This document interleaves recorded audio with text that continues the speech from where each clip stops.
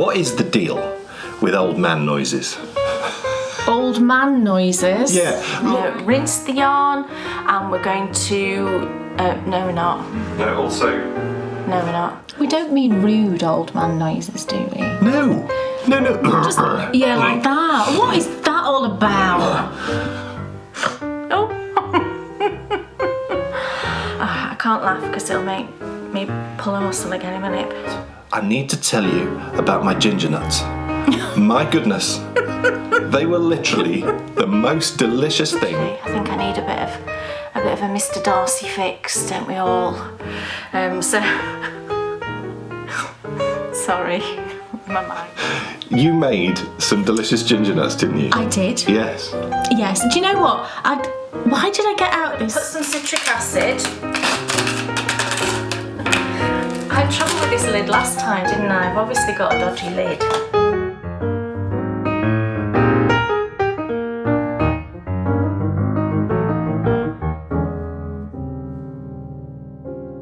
Welcome, everybody, to the Bakery Bears video show featuring my favourite colourways. Yay! And it's very special today because we are approaching Valentine's Day. We are. So I'm certainly not going to give away the wonderful colourway which Kay's dyeing up yet, because it's going to be a lovely surprise.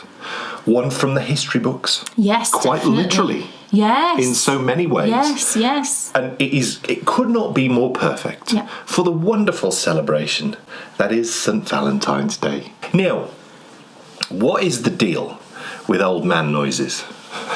Old man noises? Yeah, look, right. I mean, do you know about these things? I'm very familiar with them. Do you know about these things? And I mean, I just don't understand it. I don't get it. I've been seeing more and more people poking fun, on the telly, like jokes. Oh, right. Like, I thought you meant here in the house. Look, okay. But I wasn't really aware of this. And then I've become aware of it. And through the observations of my lovely daughter, I've become aware that I might make some of those noises. Definitely. Now, I don't understand quite how they began.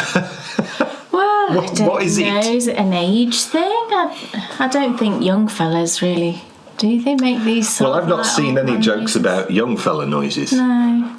I've only seen You're it. certainly not old. That's very kind. I was really worried about where that sentence was going. Well, you're nowhere near So being classified as old. clearly. Me, on the other hand. Oh, stop it. I'm old before my time. And, I mean, speaking of age, I wonder if you know when you're getting old when, first of all, you start making old man noises, but also... We don't mean rude old man noises, do we? No. Just, yeah, like that. What is that all about? Oh, gosh. I can't bear it. What is that all about? When you sit down and you hear, I don't know. I'm sure you can all relate. I don't know how it began. But, I think they're exclamations of all sorts of feelings. I wonder if that's what it is. I wonder if the older that you get, the harder it is for you to, if you're extremely relieved at finally getting to sit down. I was going to say, maybe you're just more relieved that you can finally sit down. Yeah. I think that must be it. But look, speaking of getting old, speaking of, when you get an old one, have you all seen all this business about the wireless charging stuff for devices? No. You haven't seen any of this? No. Why would I see any of that? Oh, okay. It's just starting to appear like on adverts and, products are like talking about wireless charging stuff. And I know what it is, but I don't recall seeing a great amount of info. There's headphones and all sorts of things that you can get that charge without you having to plug them in. And I don't know about you, but there's always been like first of all, in my head, it's like, well, how does it work? Oh, it's surely not going to work as well as plugging it into a socket. I don't really care. Well, that's terrible, isn't it? Well, I suggest you start caring. I'm not interested. The world is going that way. I don't know. What's wrong with the world? Well, look, Why does it have to keep doing these things? The world is going that way, so you're going to have to start caring because it's going to start becoming more and more. It's like having a phone without a home button. I'm still getting used to that. What is that all about? Do you know what I do now? Because I've got a phone without a home button, every time I go to use like my iPad or something like that, I'm just tapping the screen like this, thinking, why is it not working? What's going on? I'm wasting half my life thinking, am I just tapping? Is there a home button? Am I swiping? Kay's referring to the Apple iPhone, the one that's just got rid of the home button. Well, it's not the one that's it's been got rid of now for a couple of but I got a new phone, didn't I? I'll be honest with you, I really like it. I thought I would struggle with it. I'm neutral on it. I just love the fact that you don't have to sort of think about that anymore. But look, forget about all that. You know, you're glossing over something way, way more embarrassing. Right. You know when you're getting old when your daughter passes you a picture and you do this to try and see it more closely? An actual picture? You know when you're on your device? Am I looking sheepish? And you zoom in? So every day, Bryony's been. She's got this like scrapbook, and it's been brilliant. She after she's done her homeschooling every day, she goes off and she FaceTimes her best friend. And while she's doing that, she does like a scrapbook page, doesn't she? And she chooses like a person or a topic or something every day. And then when we're having tea after, she shows it to me. You know, we finished tea, and she shows me what she's done. And she showed me this page, and I think it was one of the BTS members had got on this jumper, and it looked brilliant. It was like a Colourwork all thing, and I was like, I'd like to see that a bit closer. So I'm doing this on the picture, on the photo in the book. Oh dear, oh dear. And then I went, what is going on with the world? That's a terrible reflection on society in that I know. That's what we think to do, but also, you know when you're getting old when you do that. Bryony was absolutely wetting herself herself with laughter. I'm going to stop pointing ridicule at my lovely wife. That's okay, I can take it. And come back to the whole wireless charging thing, because I have a little stand that I put my iPhone onto when I'm sat behind my desk, and you connected it into a lead and it sits on its stand, and where you go, well, it stopped working. So I thought, okay, I need to get a new one. And I'm looking at the new ones, and the majority of all the new ones that are wired like that you know, the old-fashioned ones that you plug into, well, none of them looked any good, and they all looked about the same price as the wireless ones. Right. So I thought, I'll give it a go. Give it a go. I'll be honest, I was sceptical. Because, you know, you're thinking, how can it charge as well as connect it into a wire? And I bet it doesn't work. And, you know, all these obstacles you throw up in your head. Pop it down, plug it in, stick my phone on. It's amazing. How does it work? How is that possible? It must be sending out kind of like some kind of rays or something. Well, I think what it's got to do with no, I don't think it's got anything to do with sending out rays. I think it is the connection. Has it got to be quite close? Yes. Right. Any connection needs the connection. You know, so you plug a socket in, it only works because you plugged it in. I think what they've done is they've made that connection empowered by putting, you know, the device onto the stand. Oh, so that's the connection. So there's something in the stand. Yes, it's the equivalent of like plugging it in. Okay. Yeah, but without having to plug it in. That's a bit less scary then, isn't it? Oh, do you know what?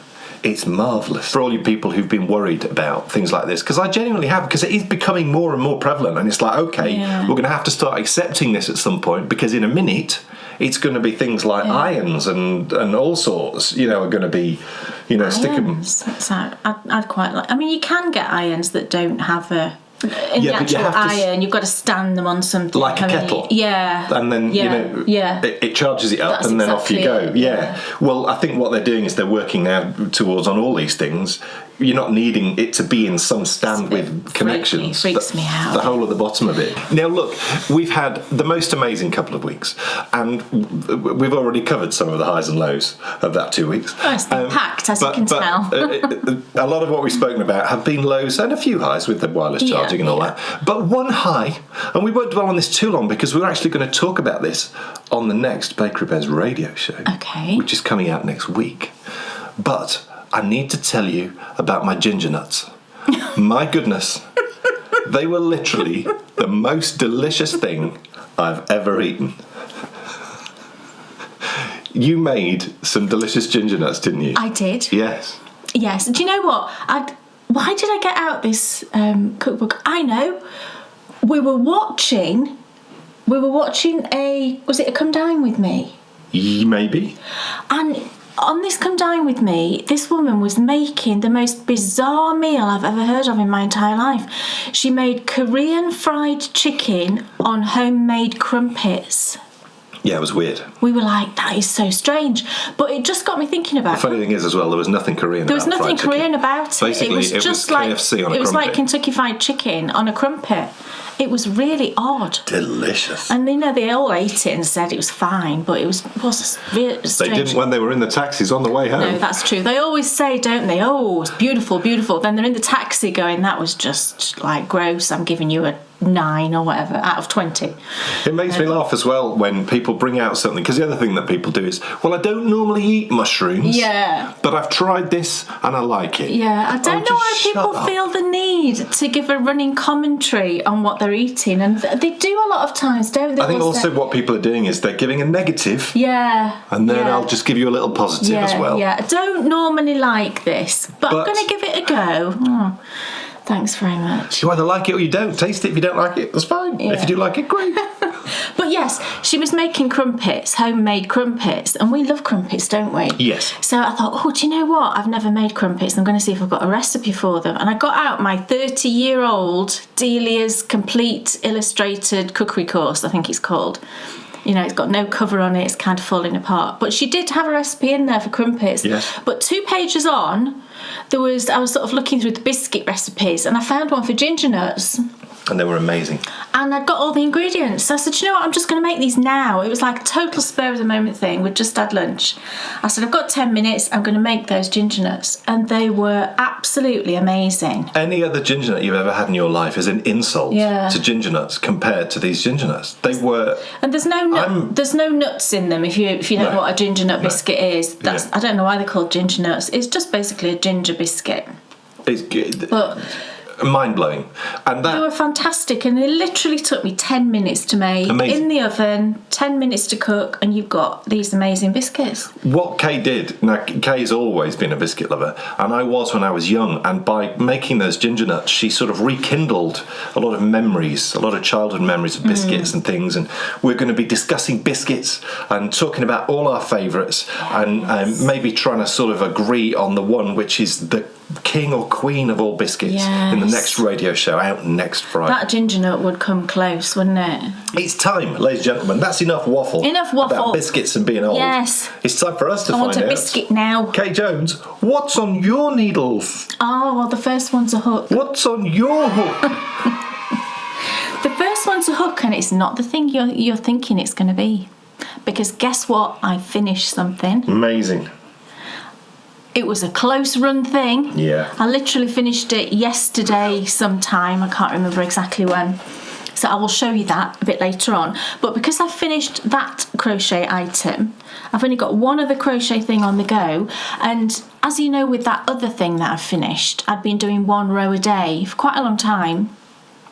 And I thought, well, I need that first thing in the morning. I've really enjoyed just having that time just to do that one little bit.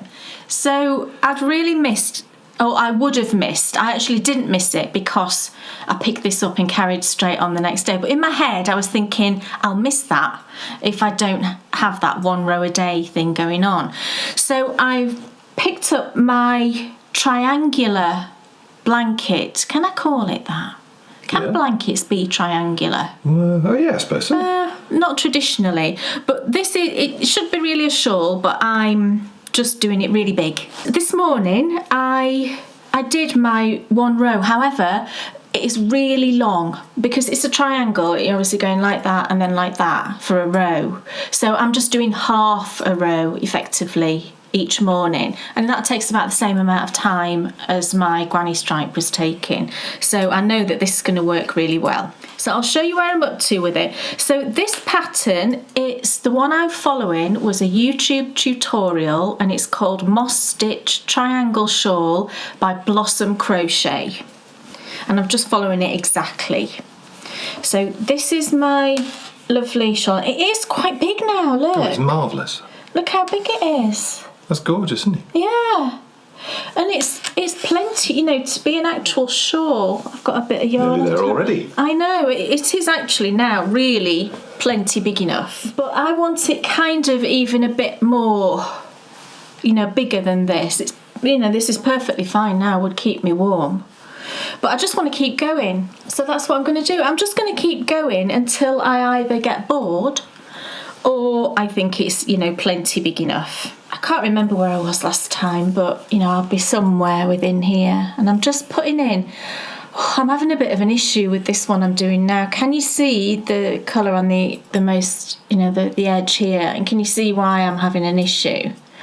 It's doing a kind of weird pooly thing. Oh, and don't let it... No, it's fine know. For one stripe. I know. I'm trying not to let it bother me because it just looks a bit blobby, doesn't it? You know what I'm like about this. Like I say, I'm keeping going. It was a 20-gram mini. I can't for the life of me remember whose mini this is, unfortunately. But the colours are really pretty. It's pinks and purples and a cream. I like things like that because it's not too garish. No, it's really. I really love the shades. There's also little brown specks in there That'd as well. That'd go into anything, wouldn't it? Look. Yeah, I'm really good at remembering where yarns came from, but I honestly can't remember. And I wish I could remember because this base is not. It's not the standard sort of 75-25. You know, the one that's quite smooth. This one's a little bit more grabby, and it's been fine. But I'm finding that I'm sometimes catching fibres. It's not splitting the yarn into the sort of individual strands, if you like, you know, plies. I'm just catching what seem to be like fibres, and it's been a bit awkward to crochet with. But, you know, I love the colours, and it is fine. It's fine. I just wish it wasn't doing this sort of weird pooly thing. But I think in the grand scheme of things, you know, once I've added a few more, I won't notice it, will I? So that's where I'm up to. I love this pink that I put in there. That's gorgeous. I think that one was lovely. There's blues in there. There's little blue bits. Yeah, there is. There's little specks in it. It's clever. Was it? It was Wild Rose. Wild Rose yarns. It was a lovely mini skein set with like pink and blue and green and yellow. It was really pretty. But I just loved that shade of pink here. That was full 20 grams. So that pink stripe there, that's how much 20 grams gets me at the moment. So it's a nice little chunk. It's probably about an inch. And it's just really lovely to work on. And I hadn't touched this for quite a long time because I was spending a lot of time on my granny stripe. But now that that's finished, this is the only crochet I've got on the go. So I thought, right, okay, let's pick it up. And I would really recommend this stitch. I think it just is so pretty, isn't it? What's the stitch? Well, the tutorial I followed it's lovely. Called it moss stitch, right. But it's sometimes called linen stitch as well. It does look like linen stitch, knitted linen stitch. I don't think it looks particularly crocheted, this stitch. No. And I'm using you use a slightly bigger hook than you would normally use for the size of yarn for this stitch because I think it's quite dense.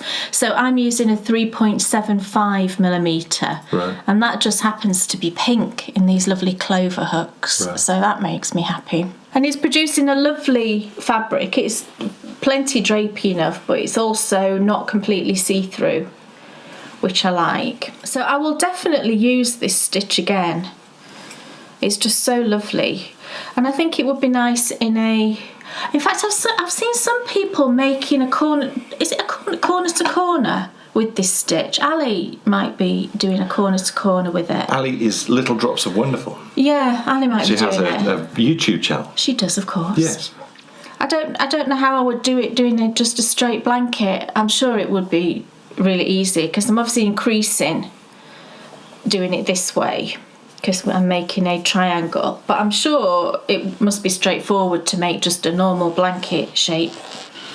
But isn't it lovely? I love it. It's so pretty, and I'm just using any sort of yarn I fancy. I've just got my huge bag. This was a gift from my lovely Sasha. She doesn't make bags to sell right now, and this is one of my favourites because it's absolutely massive. and this had my granny stripe in it, and it's now got this one in. So I've just got lots of, if I show you inside, it's just all sorts of little leftovers, and there's a few sort of full 20 gram minis in there. So every time I finish a stripe, I just go in there and just decide which colour's going to go next. I know some people just kind of stick their hand in, don't they, and pull out a yarn, and that's the one that they're going to put in, but I need a bit more order than that. I think I have to make a decision on it rather than somebody, you know, rather than just randomness making a decision. But I would really recommend having a go at this if you've not done it before and you like crochet, or even if you've never done crochet before. I think this is a great one to start with. It's really simple. I honestly think anyone could do this, even if you'd never picked up a crochet hook before, especially, you know, follow that tutorial I used. So I'm really loving that. So I will let you know how I get on with my half a row a day. It's going to take a while, but, you know, you've seen the size of it now, and technically I could just finish it if I get bored. Yeah. But I won't. I'll keep going a bit longer until I think, right, I want to start something new now. Gorgeous colours. Yeah, it's lovely. And a lovely stitch. Yeah. Yeah. It's pretty. Thank you. Dan Jones. Yes. What's on your needles? Well, I'm in love, and I don't care who knows it. Oh, you elf. Yeah. People say I'm like Elf. I know, your character. You are a bit daft like that. Why, my love? Well, I'll show you. Look. Oh, you've put it on. I have. Look at that. It's the most amazing thing on. It feels... Wow. It's just nuts. Yeah, it's I've never lovely. felt anything quite like it before. It's warm, really warm, actually. And you've got that over the top of something else, haven't you? So. But airy, and what I can just imagine is, you know, if you think about walking the dales and walking the moors, It's going to be so good for that. I can imagine being out with this on and just a body warmer. Oh, easily. And we saw a Ben Fogle, New Lives in the Wild, and there was a guy, an Icelandic man who was living in Iceland on a farm, and he was out like up on the tops of hills and all sorts on his horse. And he just had a jumper on. Had a jumper on, and sometimes, clearly when it was windy and cold, he had on a body warmer as well. Yeah, but Ben had on like all this outdoor gear and everything, and this fella's just got on a jumper. I thought it was just brilliant. It really was. Yeah. And actually, it was watching that made me think that I need to give the mittens a go. You know, those mittens with the... Because there was loads... When he was doing up this farm, he found all these old knitted mittens and he put them up on the wall and they just look gorgeous. Colourwork mittens. Brilliant. Yeah. So the first sleeve is done. It's your Ridari. It is indeed. And I'm, of course, using the Let Lopi yarn, and that's what I'm just totally in love with. And I know now that the next Colourwork jumper that I knit will be another Let Lopi one. I think I'd like 6 or 7. Oh, right. All a little bit different. Right. Of course, need to be a little bit different. You should definitely do one with greens and sort of Absolutely. oranges. Well, we'll do that next. That would really suit you. That will be next, definitely. Or like autumnal colours would look fantastic. And then I should do you one as well. No. Okay, I won't. I'll just keep on knitting them for me. And It's just that it's not my quite. I know it wouldn't be my thing. I think they feel like trophies, and I think that's why I'd like 6 or 7 of them, because just everything about them feels so special. And, you know, the prospect of having, you know, a whole sort of wardrobe that you could pick and choose from just excites me, and I've never felt that way Where's before. the body of it? Oh, it's not here. Oh, right, okay. But he has finished the body. Yeah. And one sleeve, and you're on the second sleeve. I'm about to show them that now. We're on the home straight, really, aren't we? So the second sleeve I just cast on the other day, and once again, if you recall, the black yarn broke on the first sleeve, and the same thing happened again. It's very weird. You only have It's to go weird. like that, and the other colours are not quite as bad as that, but the black is so fragile. It is. It's like it's felted already, and also that makes it was quite challenging getting it to stick together again. Yeah. But I did, and it was fine, and I just had to tink back a few stitches to give myself enough room, because typically it sort of broke really close to the work, which was a real pain. But cast on the next sleeve and done the first increase, and I mean literally that's just a couple of days work. So now that Christmas is out of the way, I hope, because I was making really fast progress, And I hope that I make faster progress on this sleeve than I did on that sleeve. You should do, because you know what you're doing now, to sort of. Well, I think it's more that Christmas is out of the way, because all I'm doing is just knitting straight up. I'm using circular needles at the moment, but I've got a few of these cubics now, and they're great. I mean, I really enjoy using them. They're a bit like... I was talking to Kay the other day about this. I was filming a tutorial, actually, for your vanilla sock pattern, which is coming out. Oh, I'm going to show you that, actually. Yeah. Well, so I was filming a tutorial for the vanilla socks, and Kay was showing the gusset and the rearrangement of, magic loop and all of that. And after she'd finished filming it, I said, those are all the reasons why I knit socks on DPNs. And it really does highlight to me, and it should do, I hope, to you guys as well. It took me a while to understand this, but you really do need to find the tool which best works for you. I would have cast socks aside had Kay not persuaded me to have a go on DPNs. And similarly, I would never have thought about using square needles. And, Kay's encouragement to use them, actually now, it's something which I think that through the course of time I'll get more and more of these, and these will be the needles that I use. Because I think when you've got the slippy needles, I think that just adding that bit of security with the squat, because what you can do is, I mean, anyone who uses these will know, but what you can do is, certainly on a sock, which is a bit tighter, all the needles sit flat. And it just keeps everything right. Yeah. It's really great. But also, as well, which is the important one, because I think this is the one where we can get injuries in our hands and in our shoulders and elbows, they're easier to grip. Yes. You don't have to grip so tightly. Yeah, they're meant to be really good for people with arthritis and other sort of mobility issues. Good for sort of ergonomic. Yes. The ergonomics of sort of knitting in general. And that also, it just picked up just slightly on one of the other things that's happened just in the last 2 or 3 weeks, and that is that I thought I'd sort of gone off Lego. I've not gone off it because I love it, hence. But I just hadn't been particularly inspired to do many sets. And then our daughter Bryony got for Christmas a Cowl Lego set, and we sat and we did it together, and it's the first time we'd done that in a while, and I realised that I'd forgotten 2 things about doing Lego. And the reason why I've made the link between knitting and Lego is one of the things that I'd forgotten is how much it plays into the skills which we all have through knitting. That sort of hand dexterity, looking at small things. It's the fine... colours, working with colours. What's it called? It's all those things which we do when we knit. So to then sit and do some Lego... If you're a knitter, you can do Lego, let me tell you. So I'd forgotten that, and I'd become too focused on what the set is.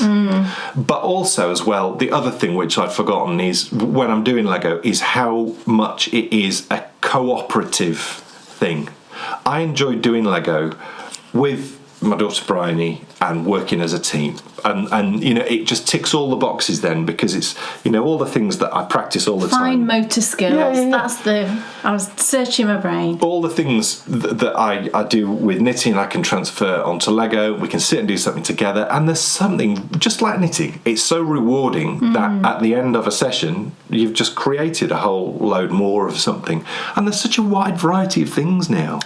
Flowers and birds and all sorts. Bryony got the Sesame Street They're like set. jigsaw puzzles, really. And it's really fun, with all the little characters, and it makes like the house, and it was really good. Challenging. It's a challenging set. I was just about to say that. You hear that? You hear, Sesame Street, you think, oh, that's babyish. No, 18 plus. Yeah, it's a real challenging set. I think that's the other thing as well that I've learnt, and that is doing the little ones for 4 plus. Of course it's not going to be challenging. No. So I'm not going to enjoy it. It can be fun, can't it, to do with now a 4-year-old. And again? Yeah, with a 4-year-old. But as an adult, with a teenager, we need something a bit more challenging. Yeah. So we did the Sesame Street, and we've got a new one on the way. There's a new one just come out, which is the blacksmith's sort of house. It's medieval. It looks really cool, and we had a load of points saved up, didn't we? We did. So that's on the way. We are VIP. Yeah. Lego people. It's not so difficult to become a we Lego used VIP. the points, yeah. But Dan's using with that jumper. I just wanted to show you the yarn. It's the Let Lopi yarn, and this is one of the colours. I love this colour actually. Isn't it pretty? It's like a sandy sort of colour. But this bit demonstrates exactly, what the yarn's like. It's very thick and thin. Can you see that chunk there? It's like handspun, I think. It's very much like handspun. Yeah. It's fun. Very that very textural. really does. Lovely and sticky yarn. Look, I've just wound the end round it and it doesn't fall off. It's brilliant. That's why it's so good for colourwork. Yeah, but that is the one annoying thing about it. That it sticks like that. Because, normally you're getting your work out of your project bag, out it comes. With this, it all everything sticks comes together. with it. Yeah. Also, as well, it must have taken me 2 or 3 minutes when I started using this one again to find the end. And then, it had like gone over the top of each other. It's a minor thing, but it's so different to any other yarn you'll have ever used. I just found it just so odd. And, you really have to, your yarn management has to be bang on. Where you're putting your tails. That sounds wrong. It's nice to learn something. Tails?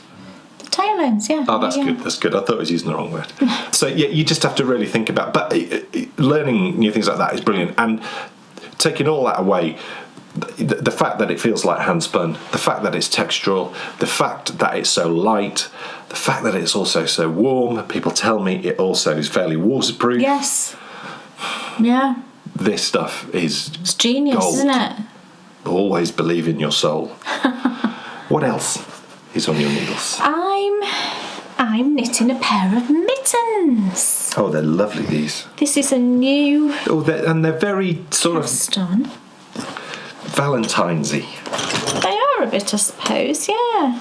And I'm knitting these on DPNs, actually. I'll get them out so you can see them. I finished one mitten, and I need to cast on the second one.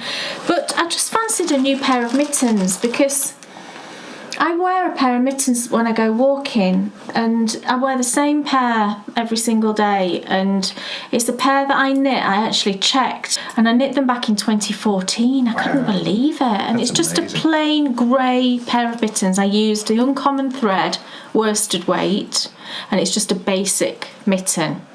And I wear them every day and they've been brilliant. But I just thought, you know what, it might be nice to have a new pair of mittens. And I remembered knitting a pair of mittens a few years ago, and I gave them away as a present at Christmas. And I've always regretted it because I really loved those mittens. And I just thought, I'll just make myself a pair. And the pattern that I'm using is...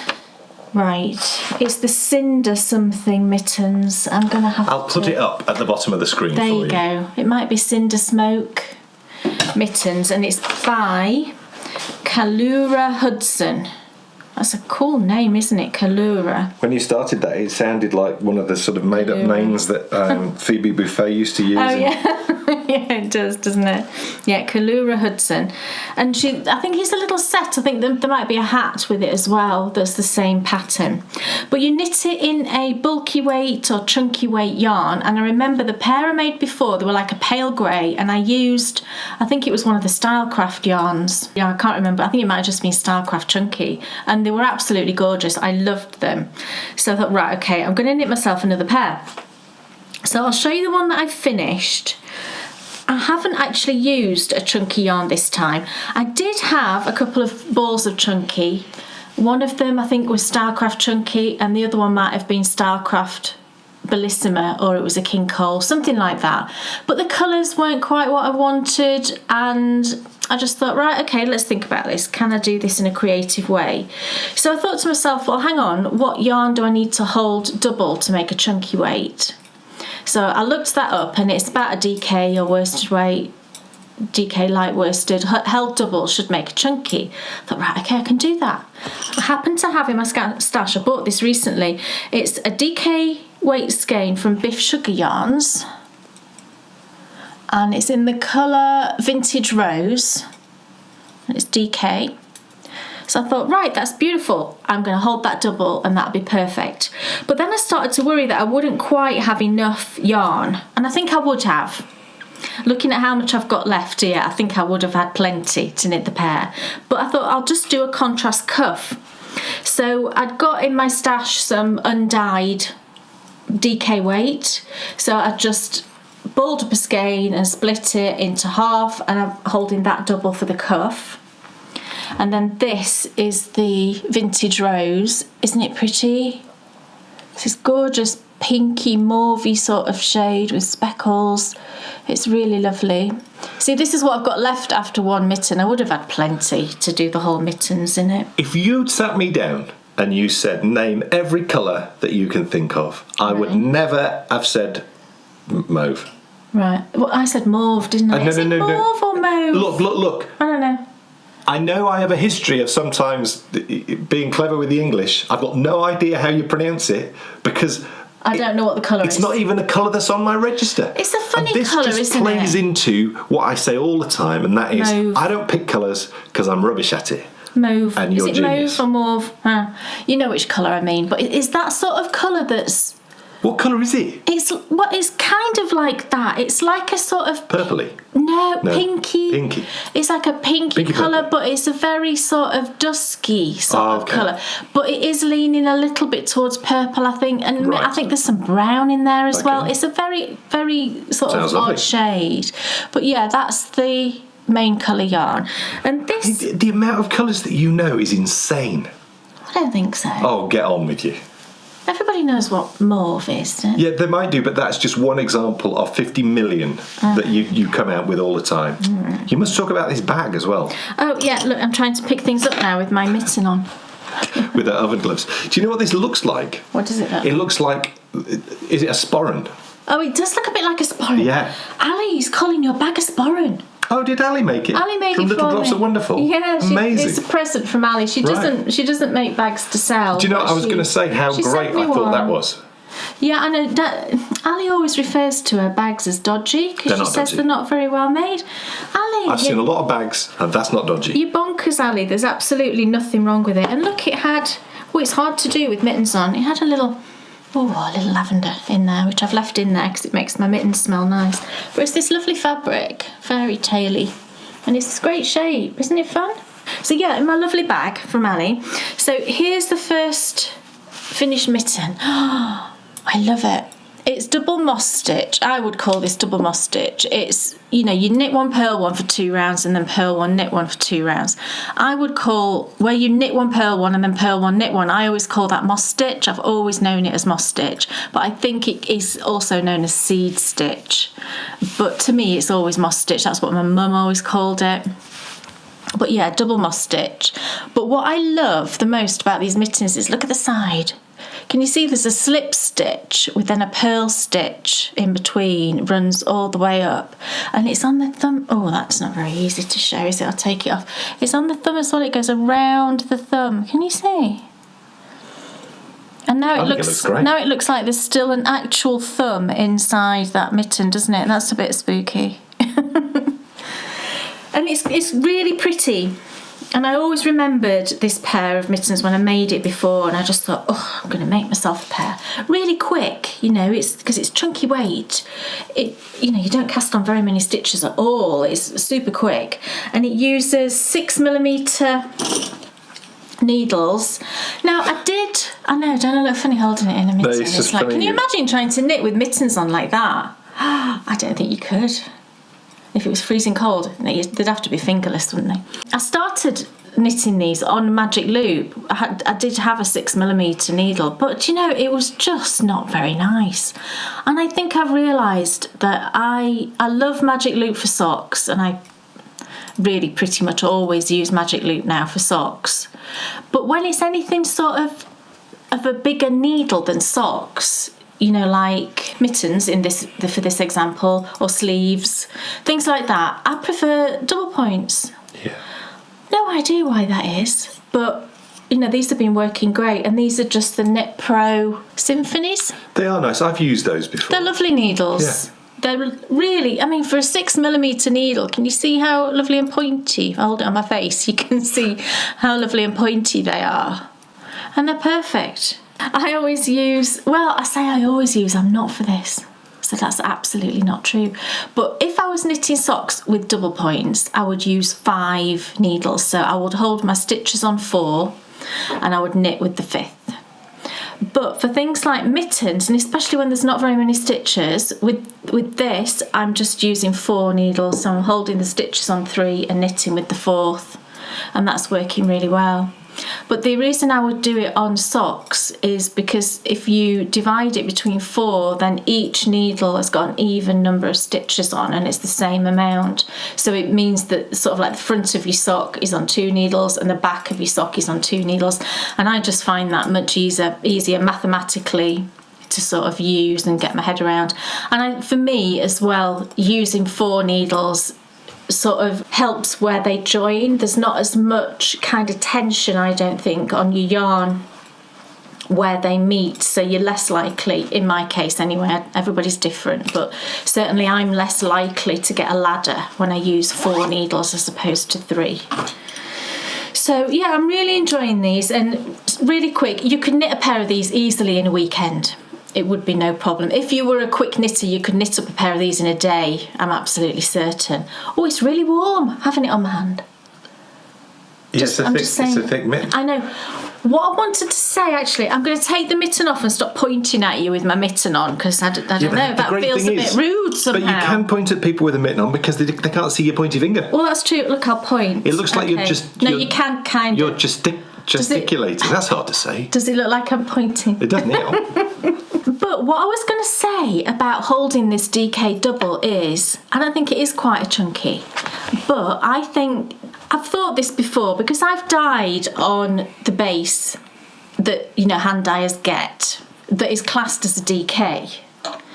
And the yardage is, what do you get? 225 metres per 100 grams. So it's sort of roughly half, isn't it, what you would get on a fingering weight. I don't know, I've always thought it was a bit thinner than, if you bought, for example, Stylecraft DK ball of yarn, or King Cowl or whatever, or Rowan or whatever. I think to me, it doesn't feel like a DK. And I think it's the same base as this, the yardage was the same. But when I held it double, it just didn't, to me, feel like a chunky. And the mitten, I think, is a little bit smaller than I remember it, but it fits my hand because I've got quite a small hand and that's fine. But I think when you double it, if I hold the strands up and show you, to me it doesn't really look as plump as I would expect a DK to be. And I'm not criticising anything. I think that's maybe sort of commercial yarns are different than sort of hand dyer's yarn. But when I double that like that to me doesn't really look like a chunky weight. Oh no. I would say at the most it might be an Aran, but could even be a worsted. Yeah. I mean, when I first started knitting it up, I thought it looks a bit airy if you look on the cuff, but it's fine. I've just try it on. It's perfectly fine. But yeah, just an observation. Lovely, ladies and gentlemen. This really is wonderful stuff now. Oh. As you may recall, I was desperate for a new Colourwork pattern to knit, and lots of people suggested some really wonderful things. But then Kay went away and designed me half something. I've not finished it yet. But that's fine, because I'm not through the bit she's designed. Well, you'll have to tell me when you're getting close to finishing that bit. And I'm getting close. Are you? Yeah, I think. Oh, right, okay. Well, I'll double check. I'll have to do the other half then. What we were able to do, which was absolutely marvellous, is I think when you're wanting to get better at something, certainly in my life, I've always been... I was sort of taught when I was a musician, and then also when I was a teacher, to look for the things which you're not very good at and the areas that you need to get better at. And one of the things for me was, when you're knitting Colourwork and you've got pops of single bits of the contrast coming through on the main colour. That for me was always one of the most challenging bits to get without any sort of puckering. Avoiding the whole yarn dominance thing. So it was really important to me that was in this design, and we were able to put it in. Similarly, going through the rest of the design, we'll be able to sort of populate it with all things which are going to sort of work out all the the tricky techniques that you need to knit great colourwork. Because this is coming again at the top, yeah, which is perfect, I just need because I want it twice. I need to just pick out a bigger sort of central Something section. cool.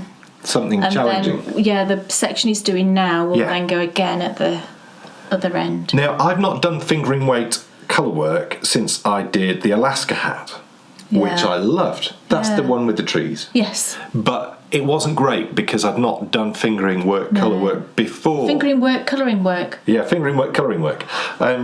So I'm thrilled at how this is coming out. Oh my goodness. Ah, it looks nice. Look at this section here.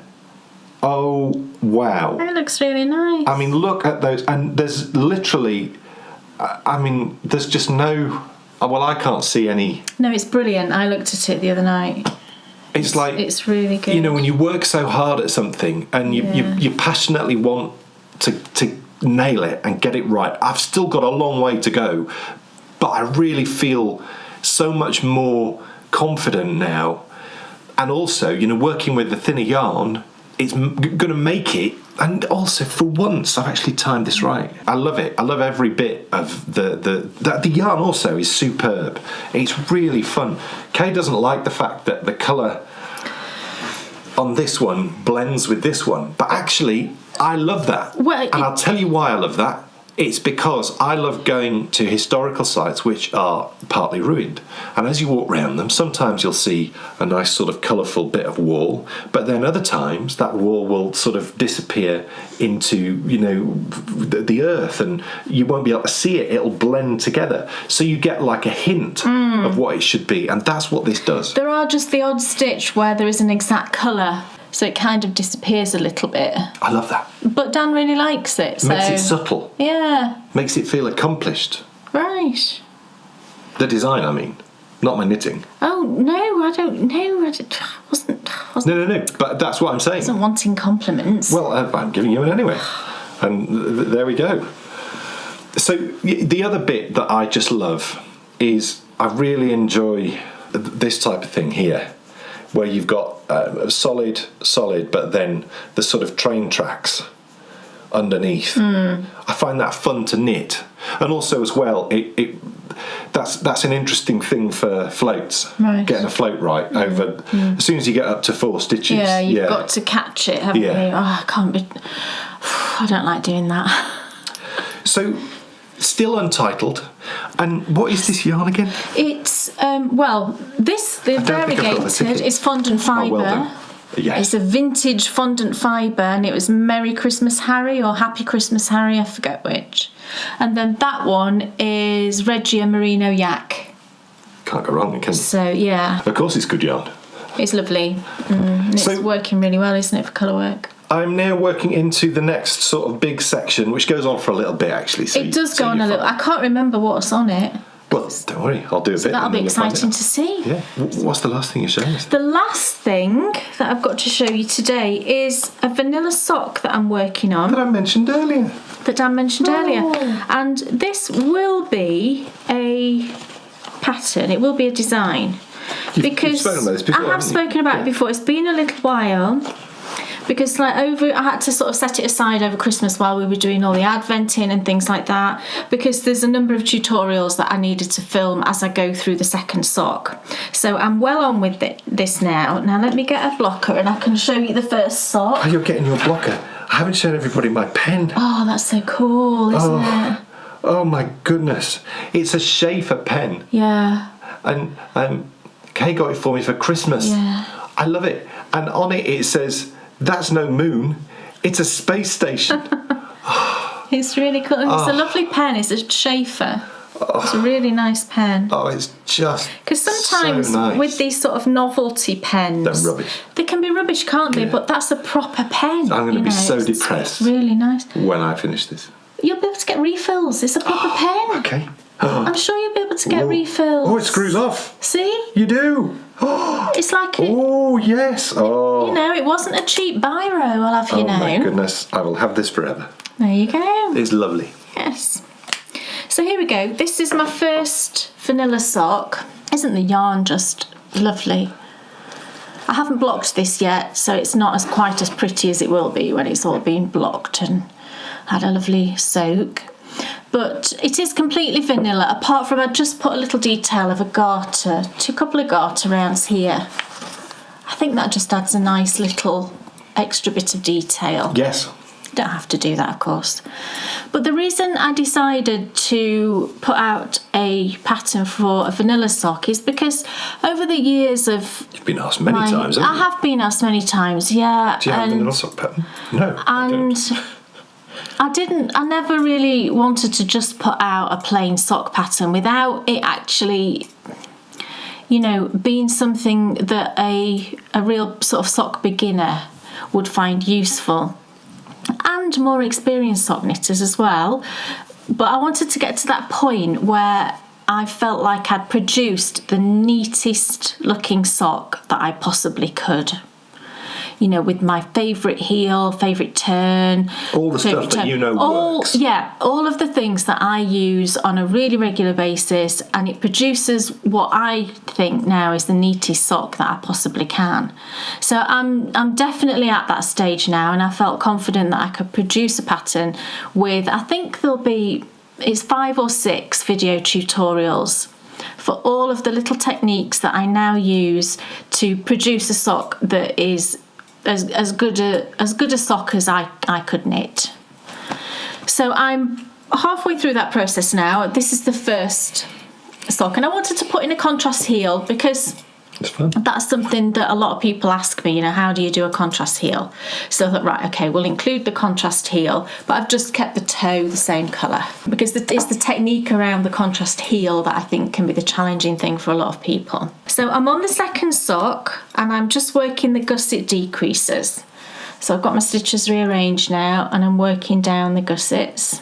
And I think so far I've done 3 tutorials so far. Definitely 3. I can't remember if it's 3 or 4, but I've done right at the very beginning I showed you how I cast on so that it avoids the jog that you can get here. So I'll show you the little thing I do to avoid the jog. I've showed you how to start your contrast heel and get going on that, and then I've shown you the little technique I use to make sure that the edges of your gussets here where you pick up, that they're as neat as they can be.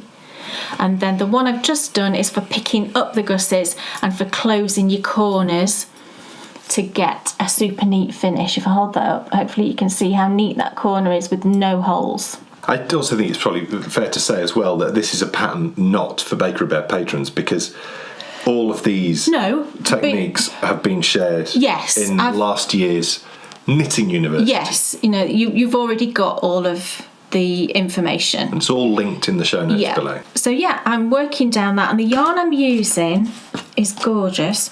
I love this diary, and I must get some more. It's loom wool, and she's based in Somerset, which is lovely because that's where your mum lives. And the colour, as you can see there, is Antiquity. Gorgeous. And it's just this lovely speckled. Look at the speckles. I love the way she does speckles. Oh, so pretty. And then the contrast was just a 10-gram mini that I got in one of the sort of big packs that Kelly at Lay Family Yarns dyes. I don't know, they weren't individually named, the colours, but it was just one from there, and I just thought that went really well with the colour of the sock. So I'm going to carry on working on that, and then just my normal process. As soon as it's finished, I will get a few testers and get that done, and then I can get the pattern out. So I've not got any sort of specific deadlines for this. I'm just working on it whenever I've got the time to sort of fit in another section and another tutorial. So I will let you know the progress of it. And hopefully it's something, it will be a pattern that people will find useful with all of those videos in.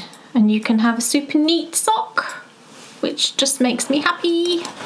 Cool. Now then, folks, it's fair to say that in the course of modern history, some TV series have gone down as absolute classics. And I think you'd probably all agree that the original and best Pride and Prejudice was one of those series. Of course. A few years ago Kay dyed up a colourway inspired by the gorgeous Elizabeth Bennet. And what better way to get ready for Valentine's Day than to find out exactly how she did it.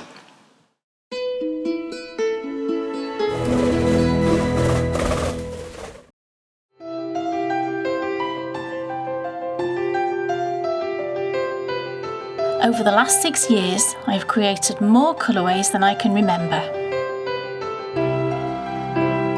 Hidden away in my library is the little book that contains nearly all my secrets. But which do I like best?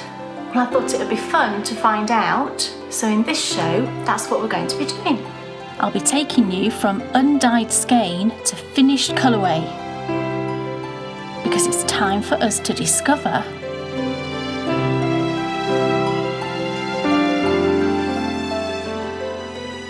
Welcome everyone to another edition of my favourite colourways. So I'm back with my dye pots and we're ready to dye up a gorgeous colourway today. Now when I sat down to choose the colour that I wanted to dye today, I was thinking about the time of year and just things that were kind of going on, and as we are now in February and approaching Valentine's Day, I thought it might be nice to dye up a colourway that is not Valentine's themed by any means, but it's got those kind of lovely colours in that we sort of associate maybe with Valentine's Day. It's not specifically reds, but it's got a kind of pinky red look to it. So it gave me that feel, and the name as well of the colourway and the inspiration is very kind of lovey, which is really nice. And it's also a colour that I didn't dye very often. I only dyed it once. It was for a very special collaboration with another dyer.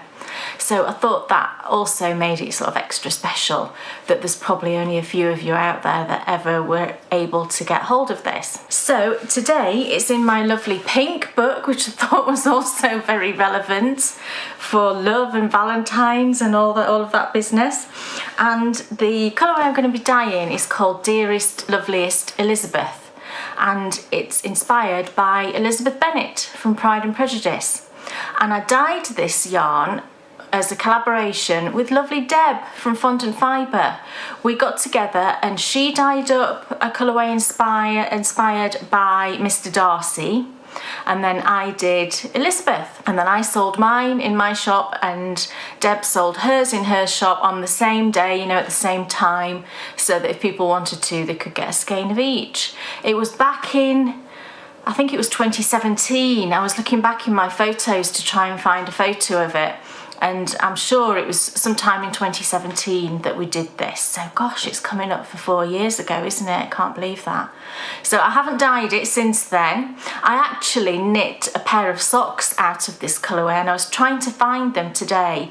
I couldn't find them and then realised why, because I dyed a skein for myself on a sport weight base that I was trying out, and I think it was 100% BFL sport weight. And I knit myself a pair of socks and I absolutely loved those socks. I wore them literally to death because I remember they got holes in. I could have darned them, but life's too short for me to darn socks when I've got, tons of others to wear.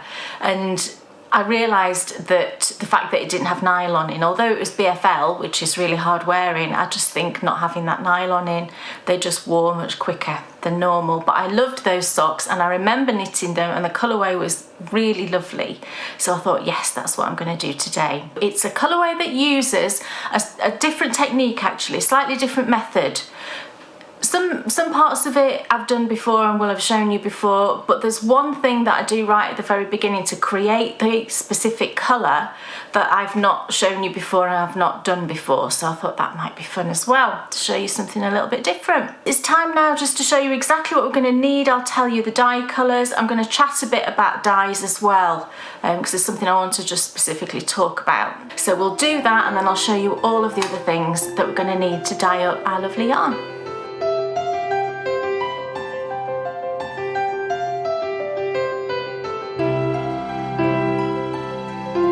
Okay, so what we're going to need to dye up our lovely, dearest, loveliest Elizabeth. So first of all, we're going to need yarn. So what I've got today, and I've cable tied part of it, and I'm just going to do the other one. I've got 2 skeins of fingering weight yarn. This one is a 85-15, so it's 85 superwash merino, 15% nylon. It's a lovely soft blend. Fingering weight, I think it's 400 metres. So I've got 2 skeins of that, and I'm going to throw in my usual dyer's treat of a 20 gram mini. So I've already cable tied those 2, and I've just got the other skein left to do. This is how they kind of come from this particular dyer. These ones I get from Yarn Undyed, which is a online company here in the UK, and you can, it's a really good one if you just want to buy a few skeins, because they sell them in packs of 5, and I think you can also buy single skeins, although that is more expensive. But it's great to buy a pack of 5, because that's a great amount, I think, just to give dyeing a go if you never have before. So they come kind of in a plastic bag, and they're sort of like this. So all you need to do is just shake out the skein and find, you know, where the ties are, and then I just go around and just sort of even it all up and make sure it's not twisted or anything like that.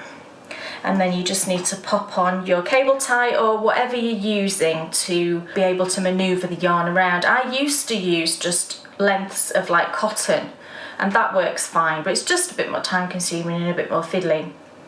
So these lockable, reusable cable ties are brilliant. So all we do is just pop that underneath the skein and click it on. There we go. So we've got our 2 skeins of fingering weight, and then the little 20 gram mini as a little treat for me. So that's the yarn already. So when we soak the yarn and when we dye it as well, we're going to need citric acid, which is our mordant. I don't like vinegar, it's just smelly and hard to store, you know, it's very heavy because it's a liquid, and there's always that chance that you could spill it, and I just prefer citric acid. It's food friendly, you know, very user friendly and easy to get hold of on Amazon, inexpensive. We've then got a pot to dye in, and I use these stainless steel casserole pots. Someone asked me actually what the capacity of this pot is. I'm not actually sure, if I'm completely honest, but if I show you the size, hopefully you'll be able to find something similar. It's the sort of standard casserole size. It doesn't really matter. It can be bigger if you've only got a bigger pot. It's fine. It's not really a problem. But it's just your sort of standard casserole pot. Stainless steel it needs to be, because it doesn't stain. I like these ones with 2 handles because it's just easy to move around. So we've got our pot, plastic bowl just for rinsing and soaking. My big dyeing spoon, got to have my dyeing spoon. A mask, of course, when we're doing anything with the dyes, we need our mask on. My little measuring spoon that I use for this is a 1/8 of a measurement. I bought these in a pack. There were smaller ones, and I think this might have been the biggest one. They're kind of like scientific measures, really easy to get hold of. But the one I use most often is the one that's 1/8 of a teaspoon. I've then got some paintbrushes. I'm going to use a couple of these in this particular colourway. These ones are just children's paintbrushes. They're really cheap, and you know, pick them up anywhere. I think they're like £1 for a pack of whatever. But once you've used them for your dyeing, like all of the things, don't ever use them for anything else, just keep them specifically for your dyeing. And then for this particular technique, I just need a little container. Now, this is like a little ramekin, just a ceramic ramekin that I had lying about in the cupboard, and I only use this for my dyeing, you know, I put it with all my dye things and I just use it for that. What I've used in the past is just washed out yogurt pots, you know, just keep those and just, you know, stick a few into your dyeing supplies, anything like that, but just something to be able to mix up some dye powders in. So that's that. And then onto the dyes for this particular colourway. With this colour, I'm using all jacquard dyes again. I don't think they're necessarily that easy to get hold of if you're in certain European countries or other parts of the world. I can get them easily in the UK. If if you can't get hold of jacquard dyes, I know that in the US, Dharma dyes are much easier to get hold of, and I know that a lot of hand dyers use Dharma dyes. I have got some, but I haven't got the full range. So, you know, sometimes with some of the colourways I'm going to be doing, I will be using Dharma colourways, but the reason I generally use more of the jacquard is because I can get hold of those easier.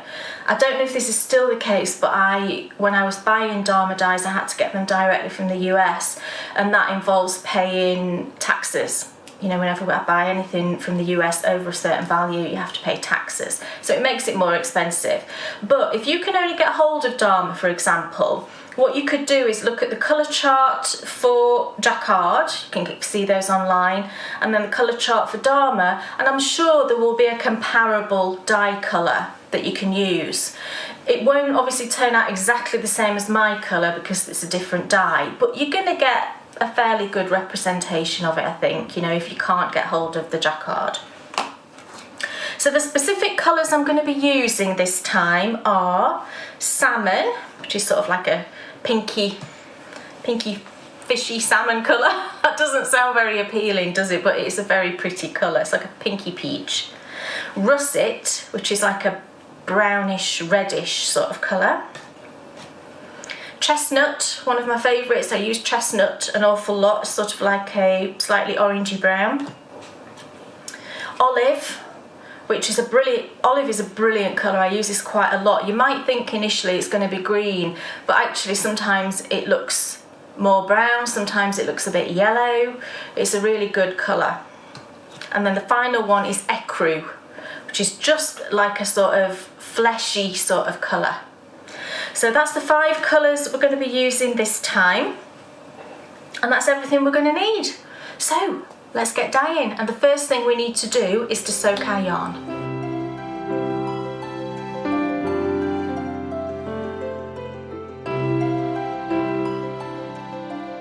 Okay, so in my bowl I've filled it up about halfway, I suppose, with some nice warm water just from the tap. Make sure it's warm, everything just absorbs easier when it's warm.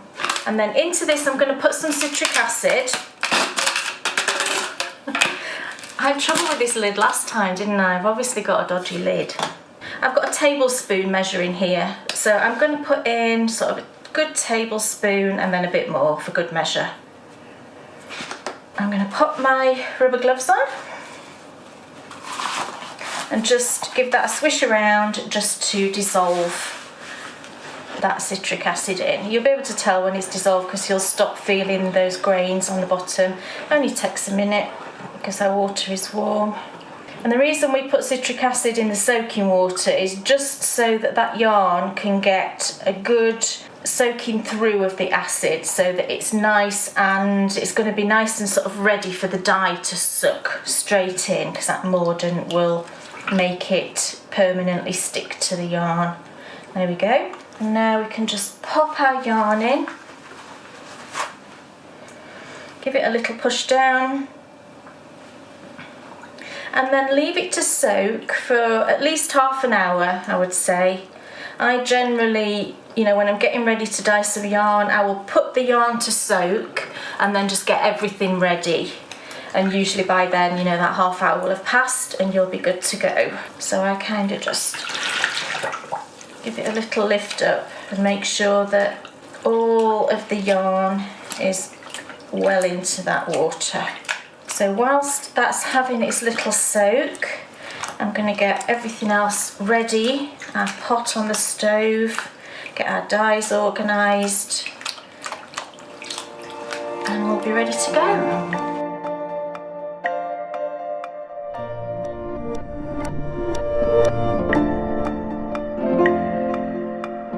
Okay, so I've got my pot of water heating up here, and it's about 2/3 full, something like that, of water, and it's just heating up. And I'm going to pop some more citric acid into there, so I'm going to do another tablespoon and a bit more.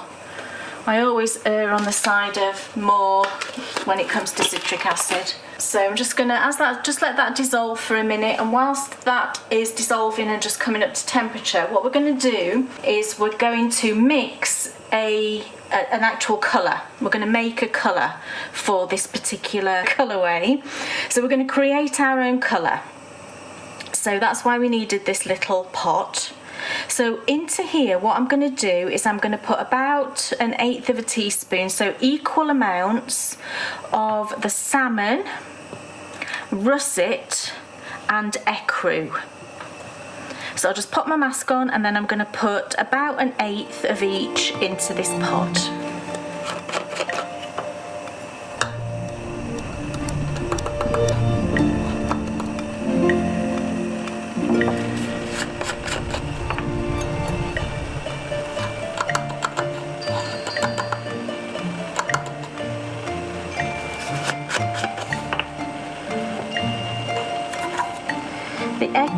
I tend to sort of maybe put a bit more than the other two colours, and then I'm going to mix it. Sometimes you can get a little bit of lumpiness with some of the colours, so we're just going to mix those together and create our own little blend.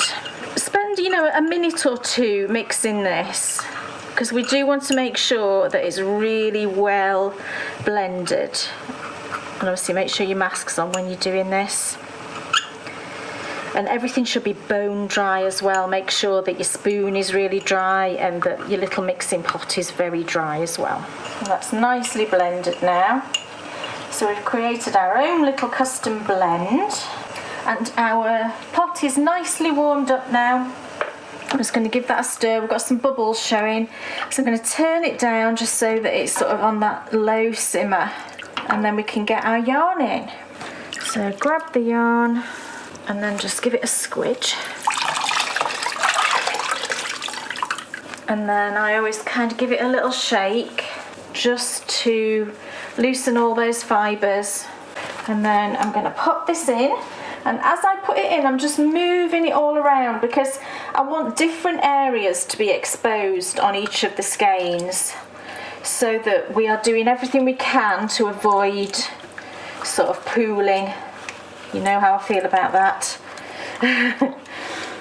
And then I sometimes even sort of dig down and pull up a bit like that, just so that it's nice and randomly distributed. And then I'm just going to turn up the heat, because when you add the yarn it will cool it down a little bit. So just turn up the heat and just bring that back to the point where it's just starting to sort of simmer, you know, where you get little bubbles just breaking on the surface. And then I'm just going to turn it back down just so that it's holding at that heat. I never like to sort of boil my yarn. I just don't find it's necessary, and I just don't like the idea of boiling it. I think it's just, we don't need quite that fierce of a heat. And that's just starting to sort of bubble now. And I sometimes just pop my finger in as well and just make sure that it's hot, you know. Right, so what we're going to do now is put our first layer of colour in. So I've got our custom mix here, and I'm going to get about 1/8 of the teaspoon here, so it's a full teaspoon, and I'm just going to sprinkle it all over the surface, nice and sort of randomly. So I'm just tapping the spoon. And can you see the colour that we're getting? It's like, I mean, at first it looks a bit fierce, but don't worry. It's a gorgeous shade and perfect for February. So just go all the way around and then sort of back round again. And what I tend to do now is just leave it for a minute, because I don't want this to be entirely kind of tonal, if you like. I want to get some areas, can you see just here where we've got some nice speckling going on? I don't want to completely destroy that. And if you just leave it for a minute, then it'll absorb quickly in those spots, and we will get some areas that have got a nice bit of speckling, and then some areas which are just going to be more sort of gently coloured. So I'm just leaving it for a minute before I get my spoon to it. So now I'm just going to go around and just give it a little push down, and that will just, the areas where we've got more sort of dye going on, and we'll just get it under the surface and get it into those fibres. It's a gorgeous colour. So now just leave that for a few minutes because we want to fully absorb all of that colour. It won't take long because the yarn was completely bare coloured, and that's the point where it's going to absorb the dye the quickest. The more dye we add in, the sort of longer it takes to absorb. So I'm just going to leave that for a few minutes, and then we can turn the skein and repeat that process.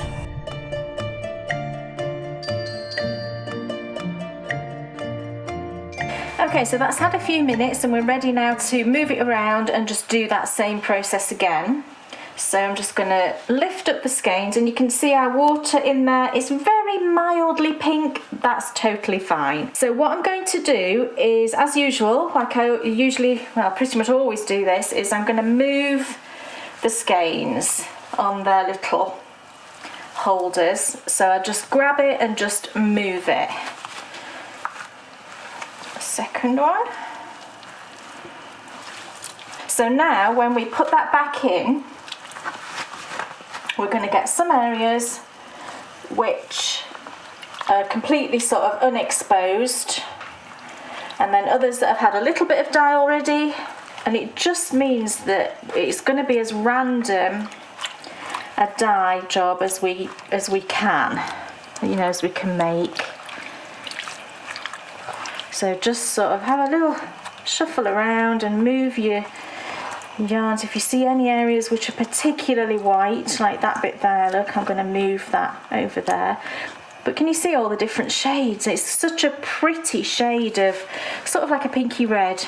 So we've moved that all around and we're ready to put on the second layer just the same way. So I'm going to go back into our pot. This time I'm going to put maybe just a touch more than I did last time. And around we go again. And by not doing exactly the same thing that we did before, so like this time I've put a bit more dye and I've done some areas with a bit more of a sort of chunk of dye. Again, we're just going to add to the sort of randomness of colour that we produce. Now again, I'm just going to leave that be for a couple of minutes, and then I'll get my spoon and just give it a little encourage down.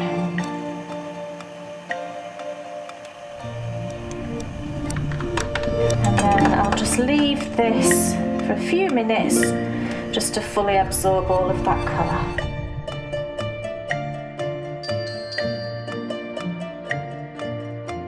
Okay, so that's had a nice few minutes now, and I can tell just from looking at the surface water here that we should be good to go. So I'm going to just pull it out, and you can see it's just very mildly pink. That's completely fine. So now I'm going to move my skeins again, and we're ready for the first of the sort of accent colours. So I'm just going to pop that back in now. And also what I'm going to do at this stage, once it's in the water, is I'm going to get my jug and I'm just going to take out some of the water, because for that sort of first process I like to have quite a lot of water in there so that we're getting the colour really nicely distributed all over the skein. But for this next bit I just want to take out a bit of the water, so I'm going to take out about maybe a pint. And it's nice and clear, so we're okay to pop that down the sink. You can see lovely and clear. And now I'm going to pop that back in, just rearrange it again. And this is better for if we're going to be doing some speckling, because it allows the yarn to be slightly up above the surface of the water, which is what we want. So I'm going to take my gloves off because it's easier without them. So I'm going to take now my olive, and I'm going to use about 1/2 of a teaspoon, and again just sprinkle it all over. Now I am going to sprinkle this with the spoon. You can, if you want, use a paintbrush, but I use a paintbrush when I'm wanting really delicate fine speckles. With this I'm happy to have a bit more saturation with the speckles, if you like, so I am going to use the spoon, but if you want you can use a paintbrush. So I'm just going to go over the surface and just letting little bits drop off, and sort of go steady with this, and I try to be a little bit kind of deliberate with it. And you can see it looks a really dark colour at the moment. It's really surprising, this olive colour. Make sure you sort of get around those edges as well. There we go. And what I'm going to do more or less straight away is give this a little push down, because I do want those colours to form, you know, some variegation as well as the speckles. And I think, you know, sometimes this can look a bit scary. You know, we've got that lovely pinky red going on, and then you think, oh my gosh, what am I doing putting that dark colour on it? But I always find that the best colourways are the ones where you have a good amount of contrast with your colours. So sometimes you just, you know, I particularly have to just be a little bit bold with it. So I'm just going to now let that seep in, and you can see where we had speckles, we've now got a nice shade of, it's sort of like a brownish colour here, but in other areas it will look a more sort of slightly yellowy, greeny, goldeny colour. And then in other areas we've still got lovely just specks going on. So just leave that now 5 minutes or so and just let that layer set.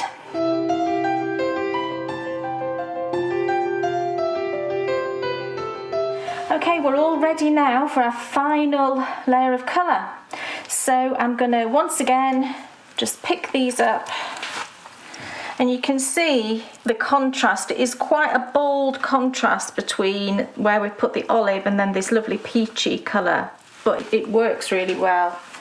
So once again I'm going to just do a little shuffle of the skeins. If you want to, you can actually move the skeins around and put on a bit more of that olive if you want a bit more of it on.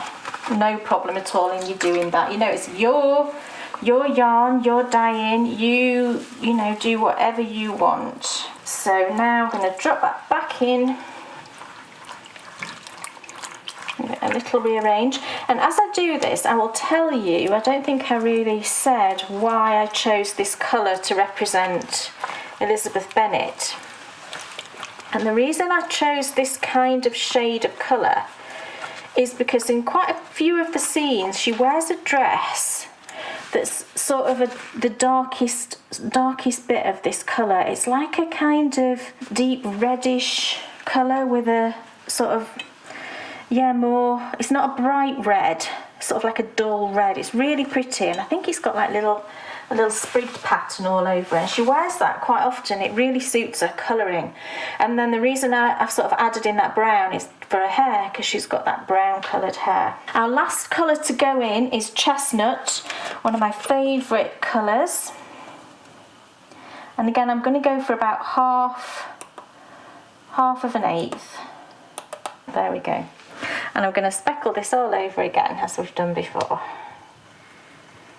Okay. Turn the heat a little bit just to keep it. I'm just keeping it at that temperature. And now I'm going to go straight in and just give this a little push with my spoon.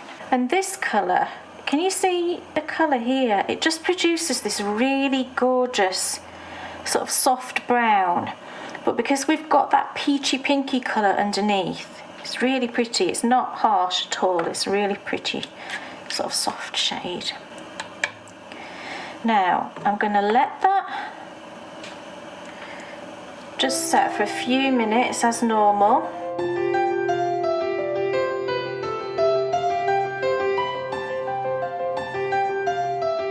And now I'm just going, I can take my mask off now because all the dyes are away.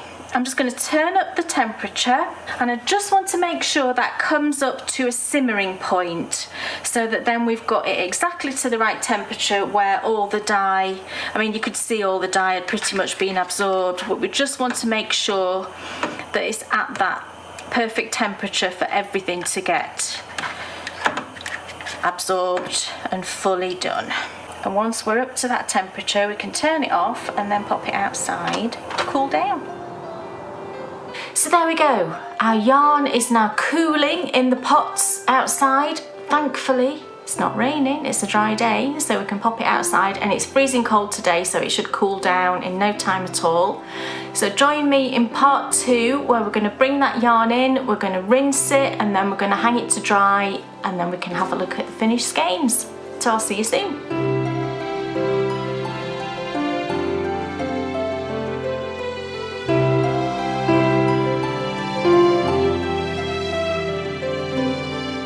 Wow!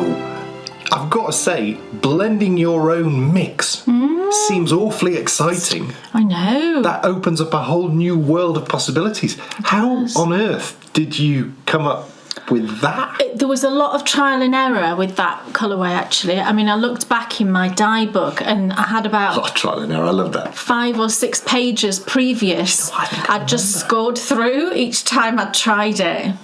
I vaguely remember, because you really wanted to nail it because of the subject and how much you loved Pride and Prejudice. I wanted to get that look of that dress specifically. I'm sure I mentioned it on there. You know, the very specific dress that she wore, and then the brown of her hair.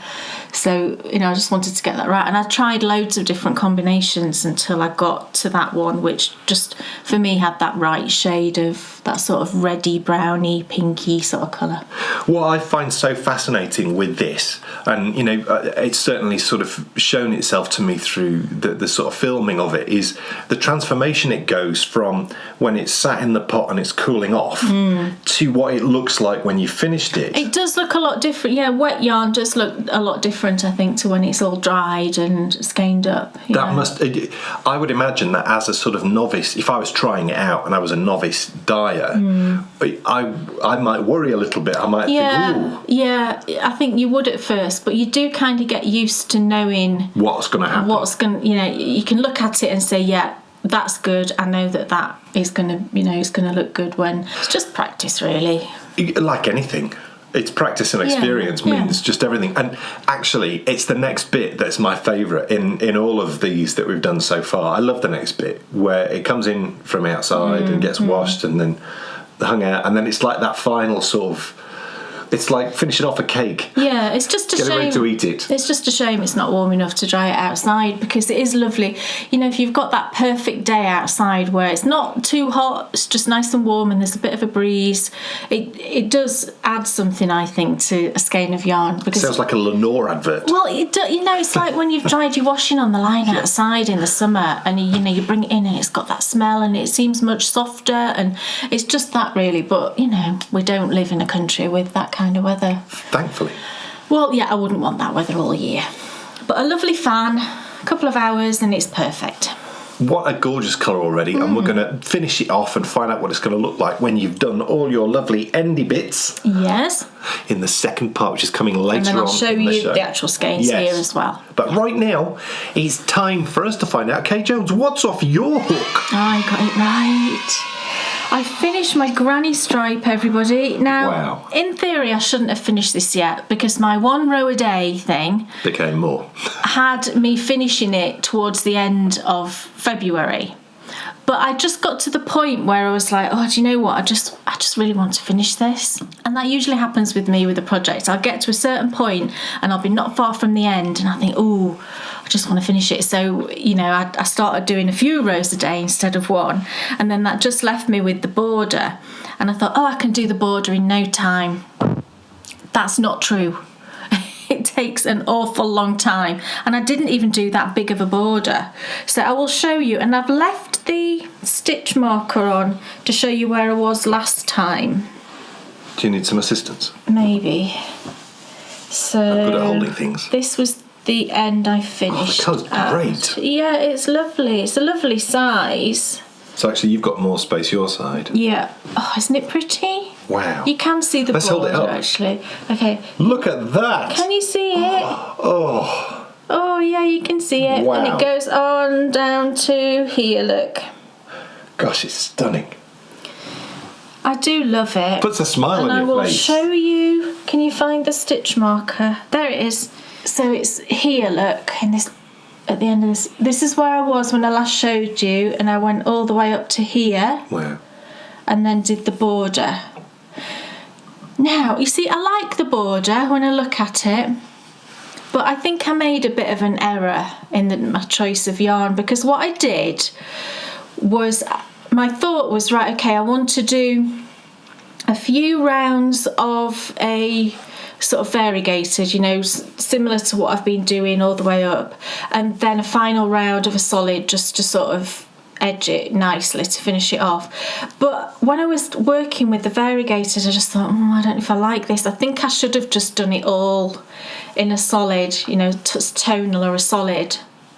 But now I look at it in the screen, I think it's okay, isn't it? Do you think it's, you know, a pretty enough border? Absolutely. I didn't want it to be huge. I didn't want a huge border like this, because I just wanted a delicate little edging, because the glory is in the stripes. Yes. Isn't it? Yeah. And I wanted that to be the main focus, but I just wanted a little edging. So I went round and I followed. This is the granny stripe blanket is a free pattern from Lucy at Attic 24. It's on her blog, and she's also got within the same section which says granny stripe blanket, she shows you what she does for the border, for the edging. I didn't do the exact edging she did, but the first round that she does is just granny all the way around, and I followed that exactly, but then I just carried on. So I did 3 rounds of the variegated and then just 1 round of that solid pink on the edge. Right. So the edge yarns that I used, I kept them out just so I could show you. Ooh. This was a 100-gram skein. I had a problem with the cake. I was, for some reason, well, I do know why, and I'll tell you. I decided to pull from the middle of the cake, and I never do that. I never do that. For a couple of reasons. One, I don't like the sort of flat collapsed cake that you get after a certain amount of time. But also, if you're going to have a tangling problem, it's usually in that middle section. And that's exactly what happened. It was fine at first, it was pulling out lovely, no problem, but then I hit this chunk. But it seemed to sort of come from both sides. It was like a strand of yarn had sort of got itself tangled around. I could not fix it at all, so I just got that mad. It was taking up that amount of time. I just cut it, and then I ended up winding it into 2 balls, and then I've just been working from that. So I reckon it was sort of fairly even 50-gram balls, and this is the one I was working from, so I think I probably used about 40 grams for that 3 rounds. And this was a skein from Sherry Iris, and it was called Sweet Molly, and it's just this sort of variegated pink. It's lovely. And then the very final round, this is what I've got left from a 20-gram mini. There's probably about 3 grams there, I reckon, 4 grams maybe, 5 at the most. And this was a Riverit's 20-gram mini. I don't know the colour, but it's just this lovely pink. Well, it's gorgeous. Thank you. And it's finished. So it's all finished. Marvellous and stuff. Of course, I'm going to take out my locking stitch marker now, because I've shown you. If I don't take it out, I'll forget it's in there. It'll be in there for about 10 years. So it sort of motivated me to think I want to do another one. Oh, I love it. It's so nice, isn't it? So I'm not going to start it. I'm not. Don't let me. I'm not going to start it until I've finished the other crochet one I'm working on. I only really want to have 1 crochet project on the go at any one time. You've heard me saying this now, haven't you? And then next time I will have started another granny stripe. But just anticipating starting another granny stripe, I pulled out these colours. I quite fancied doing one in all of these sort of really soft shades. So it's pale blues and creams, and sort of, I might add in a few sort of fawny, sort of mushroomy colours, that kind of thing. I just quite fancied that. I thought that would make a beautiful one. And I had an exact place in mind in the house, which if I do go with this colour, I might change my mind. But if I do go with that, then I'll let you know why I chose those colours. Cool. So that's that. Speaking of gorgeous yarn, I think it's time that we got back to see Kay finish off her lovely skein, her Dearest, Loveliest Elizabeth. Did I get that right? You did get it right. Boom! Let's get back to my favourite colourways.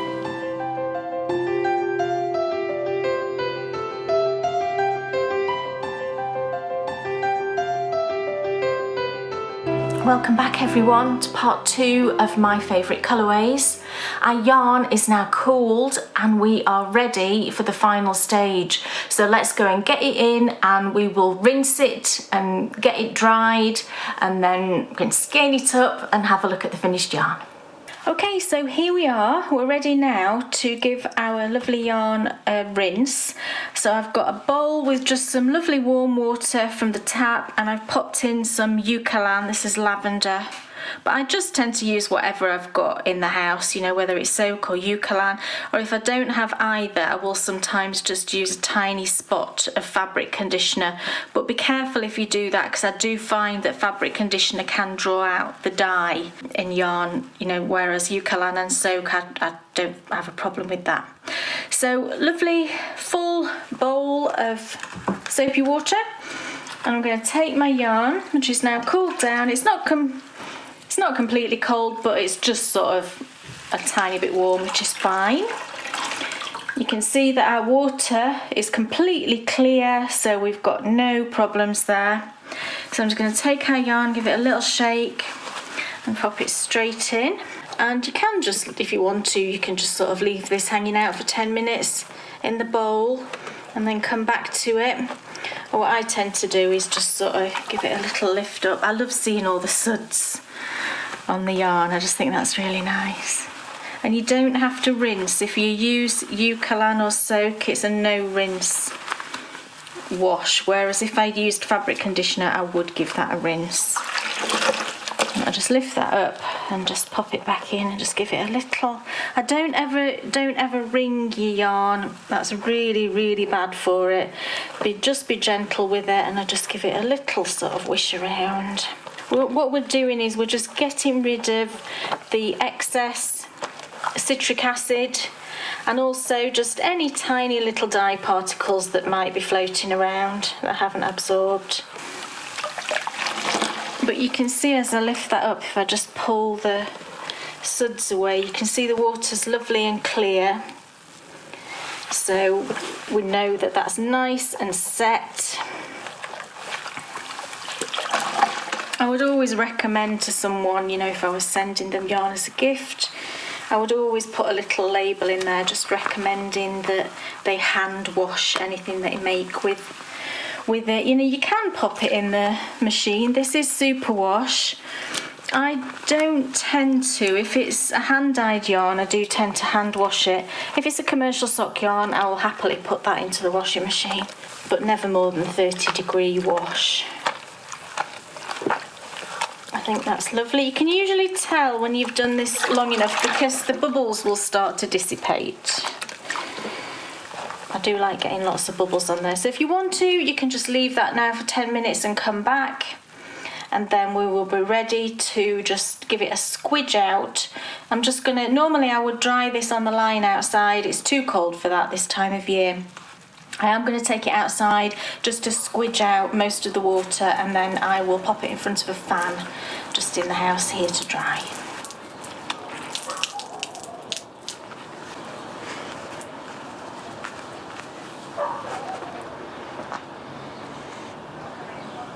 Okay, so it's a few hours later and a couple of hours in front of a lovely fan, and it's all dry and fluffy. I've already skeined up my little mini because this one dried in no time. So I've got that one all ready for me. Oh, it's really nice. I'm just wondering what scrappy project I'm going to put that into. Lovely. I love having those little treats. Makes it all worthwhile. So we've got our 2 lovely skeins here. And we're going to now just finish it all off and skein it up all pretty. So I'm going to take off the little ties. Oops. And then, as I've done previously, I will just sort of tidy up the skein. And the first thing I do is just sort of give it a little thwacky. I'm not quite sure if it is actually a thwack, but just sort of pull the skein just to even up all of the strands. And then this skein has got 3 ties on it. We've got the one that's holding our ends together, and that's got 4 strands coming off it. So that one we mustn't cut.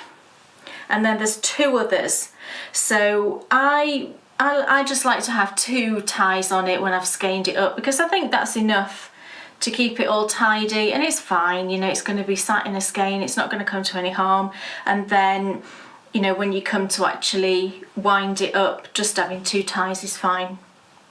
So I've got one at the bottom here I can see, and there's one sort of halfway up. So it's the one that's halfway up that I'm going to snip. So be careful, obviously you don't want to snip your yarn, so make sure that you just cut in the tie and pull that off, and that leaves us with just those 2. And now we can skein it up. Whoops, I think I've caught one of the threads there. Let's just check. So you sometimes find that there can be like a loose piece of yarn. Not piece of yarn. It's like when it's been tied together, there's just been one end that's kind of a bit loose and it dangles a bit. But usually if you jiggle your skein a bit like that, it does even it all up. So that's looking fine now. So now all we need to do is wind that up. Give it a little twist.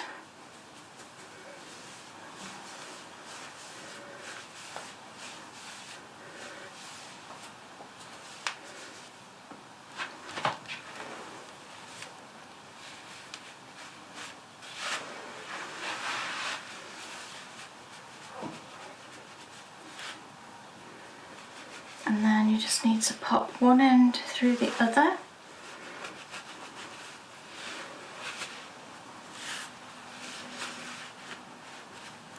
These ones are quite short loops, this particular yarn base. Sometimes they can be like really long like this, you know, the actual skein, but these ones are quite short. Oh, it looks lovely.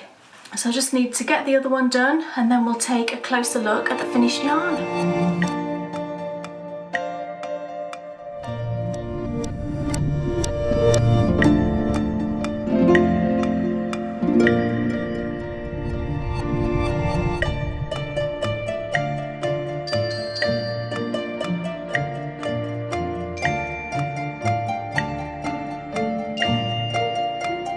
Okay, so there we go.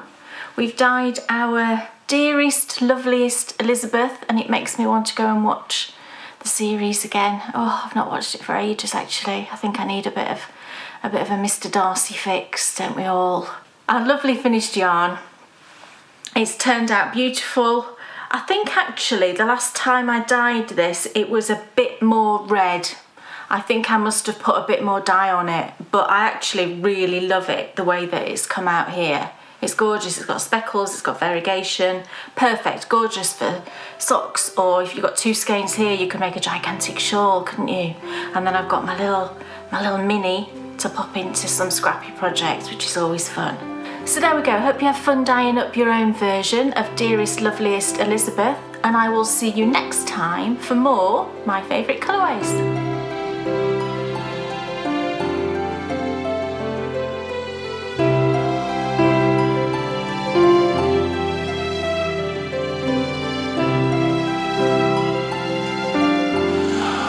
My goodness, what a perfect way to get ready for Valentine's Day. There's something special. I mean, what an amazing author she was, because there's something so special just about saying those names, Elizabeth Bennet and Mr. Darcy. Yeah. It conjures up all the things which should be in our heads, I think, at this time of year.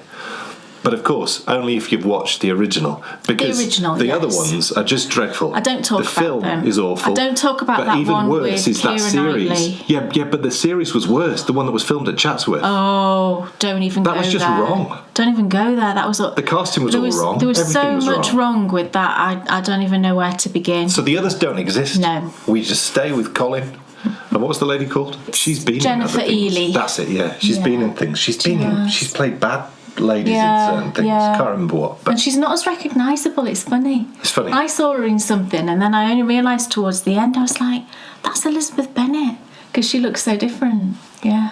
So, folks, that is it for another My Favourite Colourways. Kay will be back. I need to show it. Yeah. Oh, right. Don't worry. You can show it in a second. But he wasn't going to let me show you the yarn. Of course you can show it in a second. That's it for this My Favourite Colourways. Everyone's worried about what's going to happen next time. Why? Of course you don't need to worry. Why, Kay says? Of course you don't need to worry. Because, of course, in episode 169, the return of Walking the Dales. And it's a very, very special one. So that's coming next time. Right. But show us your lovely colourway. So here's the actual yarn. Wow. And look at my little mini. Oh, look at that. Gorgeous. I think I might put that into my crochet. I think the colour would work, wouldn't it? It's not too dark. And here's the actual 2 skeins. Wow. Isn't it lovely? And it is just look, you can so see this. subtle. Oh, how am I going to point? This is the olive that we added in here. Yeah. And this is the chestnut. Yeah. And you can see, it was difficult to see the difference when we were adding them in, but you can really see a difference. This has got sort of more greeny shades, and this one is a definite brown. So this is her hair, and this sort of red is the dress. It's just lovely, isn't it? I really love it. So that's the 2 skeins, and I'm sure I will be using one of these for a prize at some point. I'm just stashing these yarns away that I'm dyeing, and then they will make a reappearance, I'm sure. It's time for the Endy Bits. We've got some prizes for the winter socks, Cowl. The winter socks knit along has now finished. Let me pop those over there. No time for late entries? No. Because it's done. It's been closed and it's done. So who are the winners? Well, let me just tell you first of all, here it is. So there was entries numbers 2 to 204. Amazing. So that's brilliant. Thank you so much to everybody who took part in that. Some absolutely gorgeous socks in that thread. So I've got 3 prizes. I have a lovely bag that was sent to me from Emma at Eldenwood. So thank you for that, Emma. It's gorgeous, the lovely bird bag. It's a great size. I have a skein of yarn I dyed. If you remember, it's this lovely red that I knit some socks with. Oh, doesn't that look fabulous, that red? Gorgeous. And I called it Suitably Festive because Dan thought that was a good name when I happened to say it. And then I've got this sort of sock knitters pack. Woohoo. With 4 skeins of commercial sock yarn to knit away on. Nice. So the first winner, so there's 3 winners, and I drew from random number from 2 to 204. The first winner was for the Suitably Festive yarn. That's number 65. And that is Eileen in Ohio. Woohoo! And Eileen on Ravelry is Lena, Leaner on Ravelry. So Eileen and the other people that I'm going to mention, would you just get in contact with me? Email is the best. It's all linked in the show notes below. All linked below. Yes. So send me an email with your full name and your postal address, and I'll get it sent out. Likewise for the other 2 winners as well. Just get in touch. So that's that. The next prize is the Sock Knitters Pack, and this was number 150, and that is Christine in Minnesota. Whoa! And Christine is She That Knits on Ravelry. So Christine, again, get in touch. And then the final prize was number 201, and that was won by Madeline in France. So that's quite cool. Gorgeous. And Madeline is Knit Me Maddie on Ravelry. I love it. So Madeline, Christine and Eileen, get in touch with me by email. Give me your full name and address and I will get all of that sent out to you. So gorgeous. Thank you everyone and well done. Yes. Now, of course, our Amazonian Warrior Challenge is underway. Yep. The knitting is for our Bakery Bear patrons, and the running and the walking is for everybody. And just to clarify a couple of things, the runners and the walkers, some people thought that you could only take part if you'd done something last year. That's not the case at all. The reason why I ask you for how many miles that you went last year, if it's 0, it's 0, that's fine. But it's so I can put you into the right group, so that we have groups which all have a chance of hitting that target. Yeah, so it's fairly evenly distributed. Yeah, we need groups with people who are doing similar amounts of mileage. So also as well, I've had a few people asking about their activities not showing up. Unfortunately on Runkeeper it's free, which is great, but for your activities to register register within the group, it needs to be logged as a run. So whether you're walking or whether you're running, you just press run when you're going for your activity outside, and away you go. You can actually also log your activities after you've done it. So you just go onto the Runkeeper website and you can just log it, or you can use the app. If you go on the screen, there's a plus. You just hit plus. I've done that before when I forgot to press start. So if for some reason, you want to add some activities that you've done, you can do that, like Kay's just said. If you get to press start, or you want to leave your phone at home, have a bit of quiet time away from everything. Come and get involved if you would like to. We mentioned at the start of the show that Valenvent is on the go at the moment. So Baker Bed patrons in the private Facebook group, every day they're getting another clue for the lovely Amore socks. Yeah, today they got the heel and the turn and the gusset decreaser, so it's quite a good chunk today. And that pattern, the Amore sampler socks, I will be releasing for general purchase on Valentine's Day. And I'll show you that again on the next episode. Cool. Did you see our first live show of the year? It was the most popular, most watched live show we've ever done, which is amazing. So thank you to everyone who watched. I was a bit overly giddy. It was hilarious.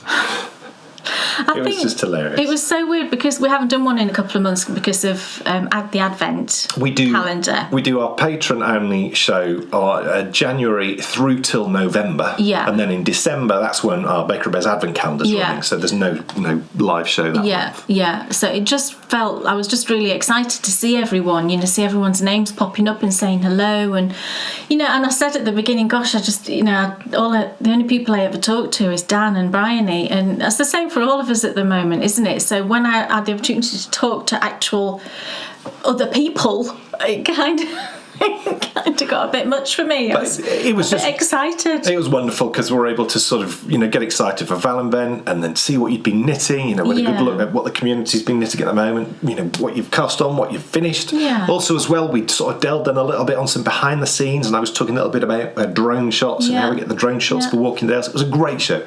And it will be back. The next Pop Live will be on the 28th of February, of course, 2021. It still feels funny saying that. Yeah. At 2 p.m. GMT. GMT still, aren't we? I don't even want to talk about it. Okay. Don't miss the radio show out next Friday. We'll be discussing one of our favourite topics, chocolate minty biscuits. I can't eat them anymore, but I love them. Yeah. Can't beat a Viscount. Yeah. And folks, that's it. So thank you so much for watching.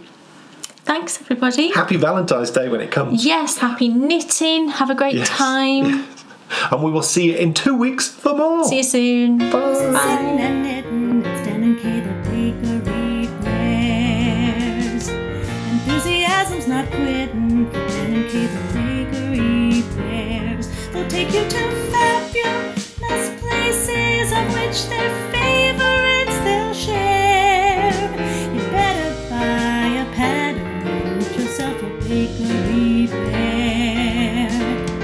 You'll find yourself in a castle while watching the bakery bears. It never feels like a hassle to sit and watch the bakery bears. What's on your shelf or what's in